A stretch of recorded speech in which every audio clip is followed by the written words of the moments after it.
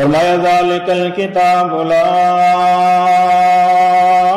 ریب فیہ، ذالکل کتاب،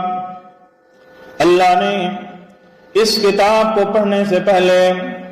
دنیا والوں کو یہ مسئلہ سمجھایا، او کائنات والوں، میرا قرآن پڑھنے والوں، میری کلام پڑھنے والوں،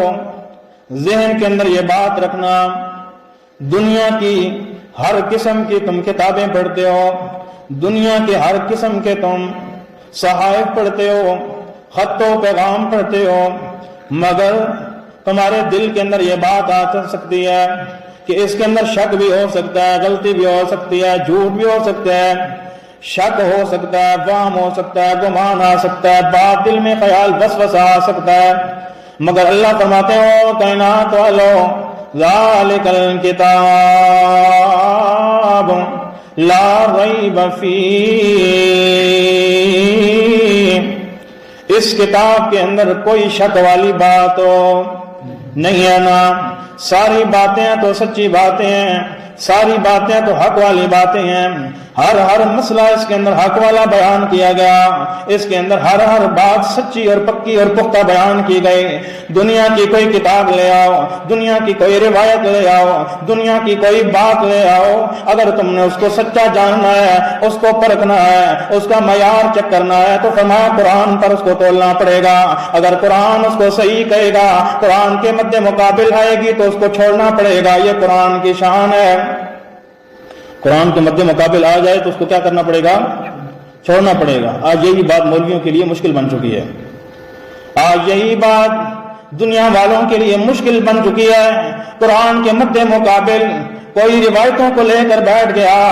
کوئی جھوٹے قصے اور کہانیوں کو لے کر بیٹھ گیا، کوئی اپنی کتابوں کو لے کر بیٹھ گیا، مگر میرے دوستو دنیا کی کتابیں، دنیا کی باتیں، دنیا والوں کی مخلوق کا دین جھوٹا ہو سکتا ہے، لیکن خالق کا دین جھوٹا نہیں ہو سکتا، خالق کا پیغام جھوٹا نہیں ہو سکتا۔ جھوٹ تو درکنار، اللہ فرماتے ہیں ذالک الکتاب لا ریب فیہ، اس کے اندر شک نہیں ہے، کوئی شک کرتا ہے تو کرنے لگو تو کوئی بات نہیں، مگر اس کے اندر کوئی شک نہیں ہے۔ وگرنہ میرے دوستوں کوئی لوگ ایسے بھی ہیں تو جنہوں نے اللہ کا انکار کر دیا، وگرنہ اللہ کی ذات کا کون انکار کر سکتا ہے؟ اس لیے فرمایا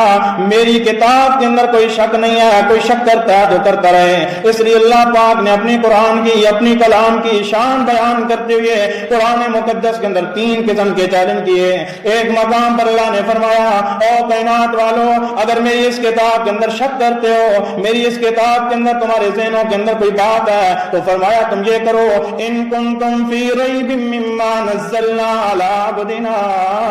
فاتوا بسورۃ من مثلہ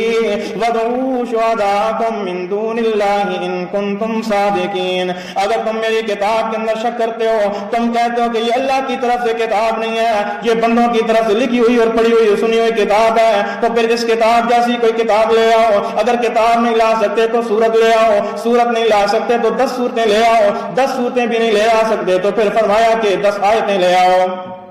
لیکن دنیا کے اندر یہ چیلنج اللہ پاک کا اسی طریقے سے قیامت کے دن تک کھڑا رہے گا، کوئی جواب دینے والا نہیں ہوگا۔ میرا دوست یہ قرآن کی شان ہے، یہ قرآن کی عظمت ہے۔ ساری کتابوں کے اندر شک کیا جا سکتا ہے، جھوٹی کہا جا سکتا ہے، مگر قرآن کے اندر شک والی بات ہو